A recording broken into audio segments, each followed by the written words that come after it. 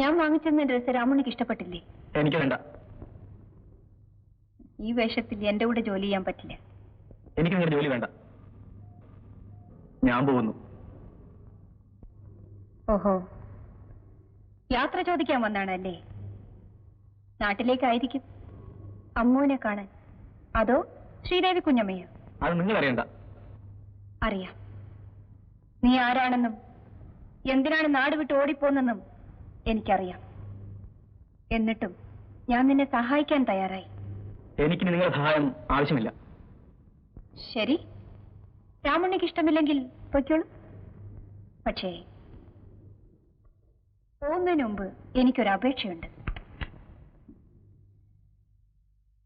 ഇതൊന്ന് വായിക്കൂ. എന്താണിത്? പുറപ്പെടുന്നതിന് മുമ്പ് രാമുണ്ണി അറിഞ്ഞിരിക്കേണ്ട കാര്യം.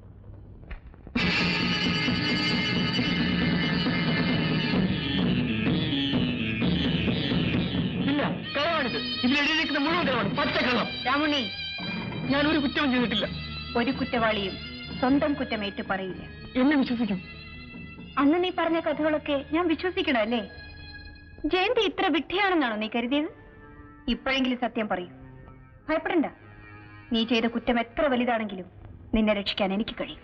പറയൂ, ശ്രീദേവി കുഞ്ഞമ്മയാണോ നിന്നെ വീട്ടിൽ നിന്ന് ഇറക്കി വിട്ടത്? അല്ല. പിന്നെ ആരാണ്? എന്തിനാണ് നീ ഓടിപ്പോന്നത്? മുഴുവൻ എനിക്കറിയണം. പറയാം. അന്ന് അമ്മ ഒന്നിച്ച് ഞാൻ സംസാരിക്കുമ്പോൾ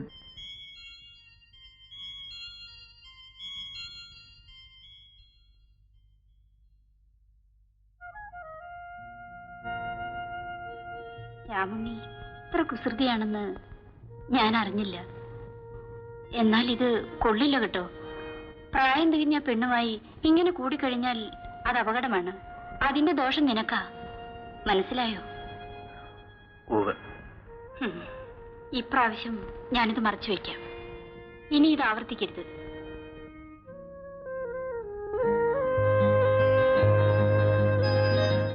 എന്നെ പിടിക്കണ്ട, ഞാൻ നടന്നു പോയിക്കൊള്ളാം. എന്നെ ആരും പിടിക്കണ്ട. വിടാനല്ലേ പറഞ്ഞത്? കണ്ട, ഞാൻ നടന്നു തന്നെ എന്റെ വീട്ടിൽ വിടാൻ. എന്നെ വിടാൻ ഞാൻ വീണു. പതുക്കെ പതുക്കെ അല്ലേ വീണു. ഇവിടെ വീഴും.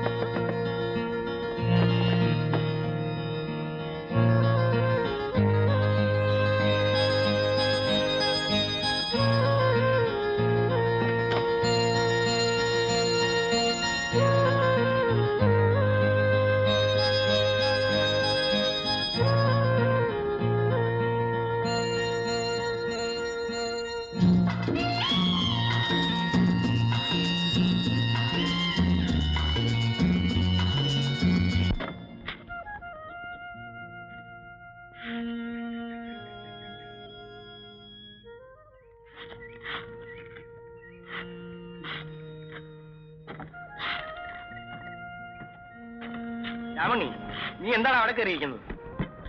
ഒന്നുമില്ല. നീ എന്താ വല്ലാതിരിക്കുന്നത്? സുഖമില്ലേ? ഇല്ല. പിന്നെ എന്തിനാ വെയിലത്തിരിക്കുന്നത്? പോയി കിടന്നോ.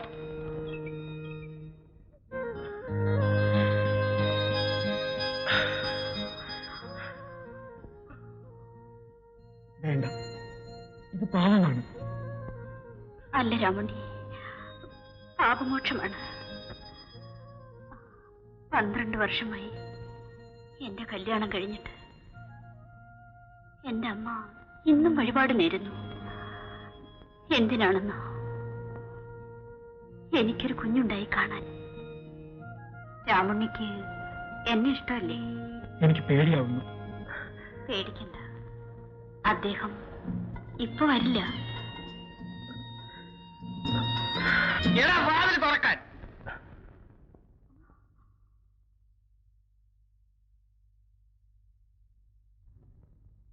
തുറക്കാൻ.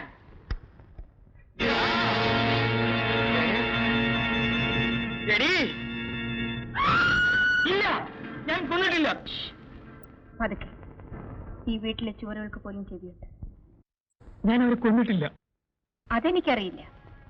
പക്ഷെ പോലീസ് അന്വേഷിക്കുന്നത് നിന്നെയാണ്. ശ്രീദേവി കുഞ്ഞ് വെട്ടിക്കൊന്ന നാട് വിട്ട രാമുണ്ണിയെ വായിച്ചില്ലേ? കളവാണ്, അതിനെഴുതിയിരിക്കുന്ന കളവാണ്. സത്യമായാലും രാമുണ്ണി ഭയപ്പെടണ്ട. ഈ വീട്ടിൽ നീ എന്നും സുരക്ഷിതനായിരിക്കും.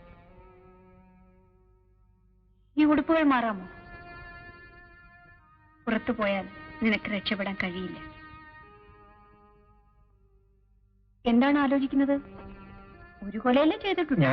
സാരമില്ല, ഇനി സൂക്ഷിച്ചാൽ മതി. ഒന്നിലധികം കൊല ചെയ്തവർ എന്നോടൊന്നിച്ച് ജോലി ചെയ്യുന്നുണ്ട്. ആ കൂട്ടത്തിൽ നീ ഇവിടെ നിന്നോളൂ. എന്ത് തീരുമാനിച്ചു? നിൽക്കാം. എങ്കിൽ നാളെ തൊട്ട് ഡ്രൈവിംഗ് പഠിച്ചോളൂ. വീരയനോട് ഞാൻ പറഞ്ഞിട്ടുണ്ട്.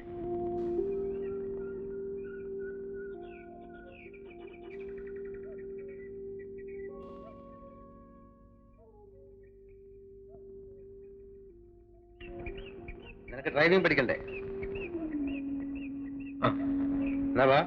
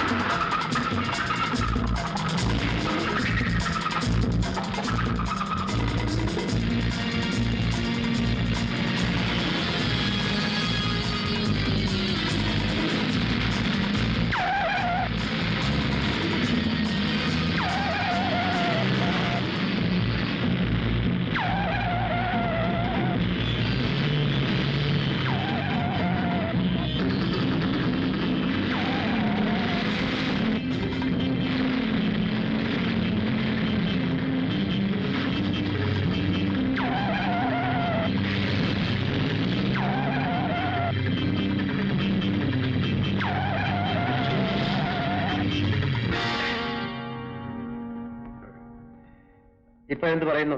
പഠിക്കാമോ? പഠിക്കാം. പിടി. ലെഫ്റ്റ് ഓടി.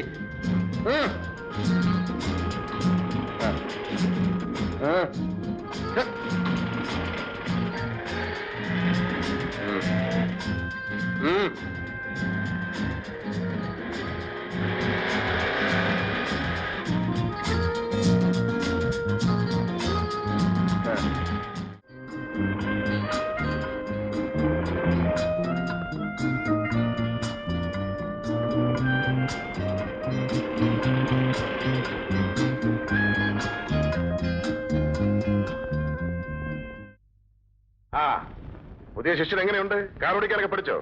ഞാൻ ഉദ്ദേശിച്ചാലും കൂടുതൽ വേഗം പഠിച്ചു. ഓ, അപ്പോ ഒരാൾ പിടിക്കനാണല്ലേ?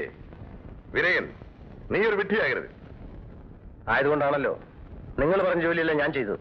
കൂട്ടത്തിൽ അവനെ ഡ്രൈവിംഗ് പഠിപ്പിച്ചതോട് പറയൂ. അതിന്റെ ഫലം എന്താണെന്ന് നിനക്കറിയാമോ? നാളെ അവൾ നിന്നെ ആ വീട്ടിൽ നിന്ന് പുറത്താക്കും. നിനക്ക് നിന്റെ ജോലി നഷ്ടപ്പെടും. ജോലി മുമ്പ് പറഞ്ഞല്ല ഓർമ്മയുണ്ടല്ലോ. എസ്റ്റേറ്റിൽ സൂപ്രണ്ടാക്കാം, കമ്പനിയിൽ ഷെയർ തരാം, അതുപോലെ എന്തെല്ലാം. എന്നിട്ടിപ്പോ എനിക്കൊരു ഡ്രൈവറുടെ ജോലി നഷ്ടപ്പെടുന്നതിൽ നിങ്ങൾക്ക് സങ്കടമുണ്ടല്ലേ? വീരയൻ, ഞാനൊന്നും മറന്നിട്ടില്ല. എന്നാൽ ജോലി തീരുന്നതിന് മുമ്പ് കൂലി ചോദിക്കരുത്. ആ ശാന്തി ഇപ്പോഴും ജീവിച്ചിരിക്കുന്നു. ഒരു നിമിഷം കൊണ്ട് തീർക്കാനുള്ള കാര്യമേ ഉണ്ടായിരുന്നുള്ളൂ. ജയന്തിയാണ് എല്ലാം തെറ്റിച്ചത്. അവളുടെ പ്ലാനുകൾ എന്താണെന്ന് ആർക്കറിയാം? അത് ശ്രദ്ധിക്കാൻ നീ അവിടെ വേണം. ഇല്ലെങ്കിൽ നാം ഉദ്ദേശിച്ച കാര്യങ്ങളൊന്നും നടക്കില്ല. വീരയ്യന് മനസ്സിലായോ? എന്തായാലും നീ ആ ജോലി നഷ്ടപ്പെടുത്തരുത്. പൊയ്ക്കോളൂ.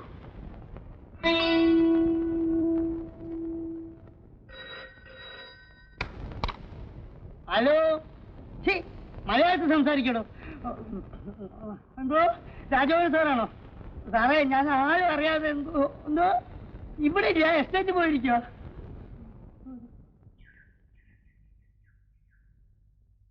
തിരിച്ചു പോകുമ്പോ നീ ഓടിച്ചാ മതിയെന്ന് ജയന്തിയമ്മ പറഞ്ഞു.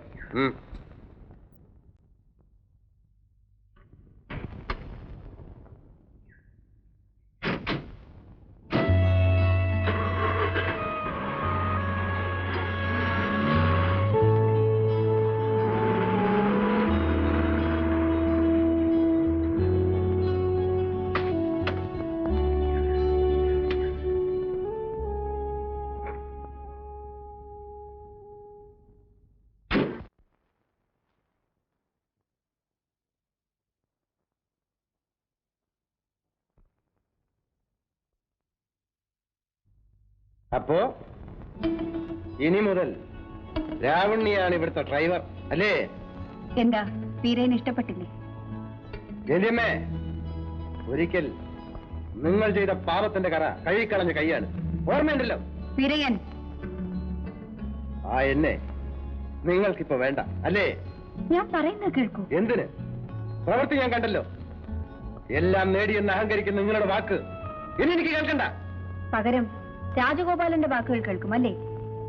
എങ്കിൽ അങ്ങോട്ട് ചെന്ന് ചോദിക്കൂ. വീരയ്യനെ ഡ്രൈവർ ജോലിയിൽ നിന്ന് മാറ്റി എസ്റ്റേറ്റിൽ ജോലി തരുന്ന കാര്യത്തിൽ ആരാ തടസ്സം നിന്നതെന്ന്? രാമുണ്ണിയെ ഡ്രൈവറായി നിയമിച്ചത് വീരയ്യനെ പിരിച്ചുവിടാനല്ല, ഈ വീട്ടിലെ മുഴുവൻ ചുമതല ഏൽപ്പിക്കാനാണ്. എന്താ വീരയ്യൻ ഇവിടെ ഉണ്ടാവില്ലേ?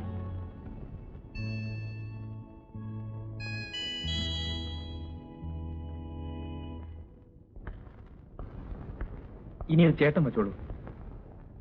നീ എന്നോട് കൽപ്പിക്കണം.